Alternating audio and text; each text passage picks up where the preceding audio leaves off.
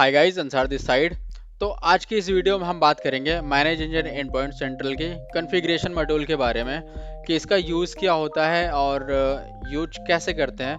तो सिंपल सा manage engine and point central का कॉन्फ़िगरेशन मॉड्यूल आईटी एडमिन को हेल्प करता है कि वो एक ही जगह से सब कंप्यूटर पर सेटिंग अप्लाई कर सके। जैसे यूएसबी को बंद करना है, कंपनी के वॉलपेपर सब सिस्टम पर एक ही जगह से लगा देना, वाईफाई ऑटो कनेक्ट करना, पावर सेविंग ऑप्शन सेट करना, फायरवॉल और पासवर्ड पॉलिसीज सेट करना या ब्राउज़र में प्रॉक्सी और होम पेज फिक्स करना, ये सब काम कॉन्फ़िगरेशन मॉड्यूल के होते हैं। तो आइए सीखते हैं कि करते कैसे हैं। ठीक है, तो हमें अपना manage engine and point central open कर लेना है। मैंने आपको पहले ही बता रखा है कि इंस्टॉलेशन कैसे कर सकते हैं और एजेंट कैसे डिप्लॉय करते हैं। ठीक है, तो उसके बाद आज हम सीखेंगे कॉन्फ़िगरेशन मॉड्यूल। ठीक है, कॉन्फ़िगरेशन मॉड्यूल पे क्लिक करेंगे तो हमारे पास कुछ ऐसा ओवरव्यू आएगा। हमें कॉन्फ़िगरेशन पे क्लिक करना है तो यहाँ पे हमें 3 मिलेंगे।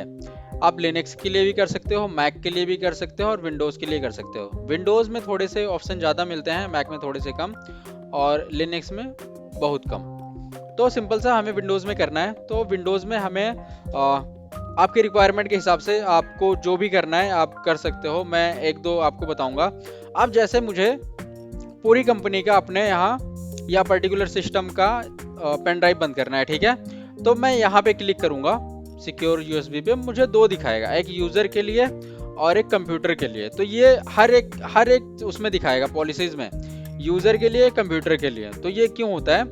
तो सिंपली होता है कि आपके जैसे कि आपके कंप्यूटर में 4 यूज़र हैं, तो मुझे सिर्फ एक यूज़र में लगाना है, तो उसके लिए यूज़र है। ठीक है, अगर मुझे पूरा कंप्यूटर में ही यूएसबी बंद करनी है तो उसके लिए कंप्यूटर का ऑप्शन चूज़ करना है। ठीक है, तो अब जैसे मुझे पूरे कंप्यूटर में लगानी है तो सिंपल सा मैं क्या करूँगा, सिक्योर यूएसबी पे जैसे ही मैं आऊँगा तो ये हाईलाइट हो जाएगा यूज़र कॉन्फ़िगरेशन और कंप्यूटर कॉन्फ़िगरेशन। ठीक है, मुझे पूरे कंप्यूटर पे लगाना है तो कंप्यूटर पे क्लिक करूँगा और यहाँ पे मुझे शो करेगा कि आपको ब्लॉक क्या करना है, अनब्लॉक क्या करना है। तो सिंपल सा जैसे मुझे पोर्टेबल जैसे हार्ड ड्राइव है तो वो मुझे ब्लॉक करनी है, या प्रिंटर ब्लॉक करना है, ब्लूटूथ ब्लॉक करना है, तो मैं सिंपली ब्लूटूथ इस पर क्लिक करूँगा ब्लॉक पे।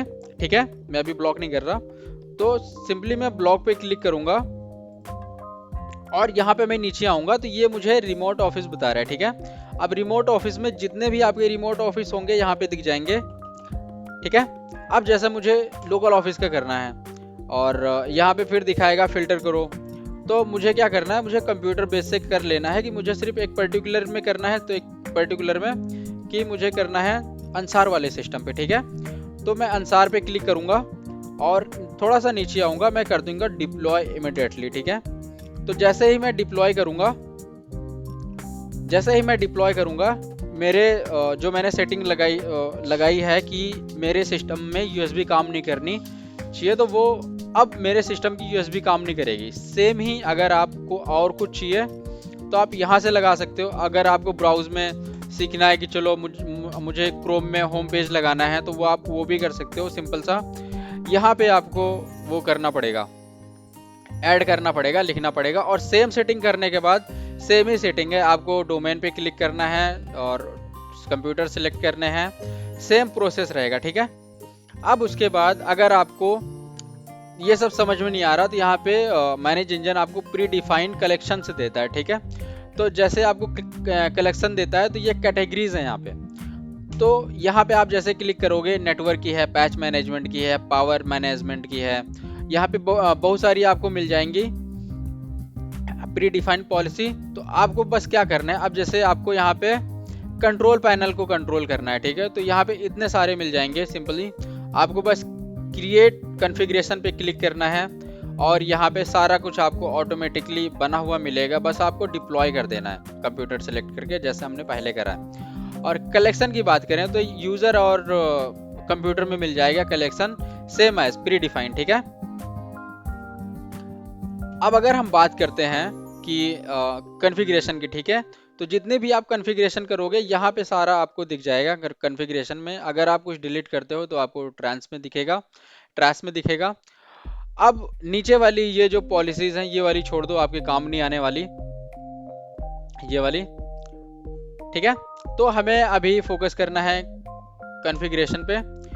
तो यहाँ पे आप इतनी कॉन्फ़िगरेशन कर सकते हो। दूसरी चीज़, अगर जैसे आपको कुछ फाइल किसी सिस्टम में डालनी है या अपलोड करना है आईटी रिलेटेड, तो सिंपल सा हम फाइल फोल्डर ऑपरेशन करेंगे और मुझे कंप्यूटर में डालनी है कंप्यूटर में, और यहाँ पे हम फाइल का नाम देंगे फाइल कॉपी।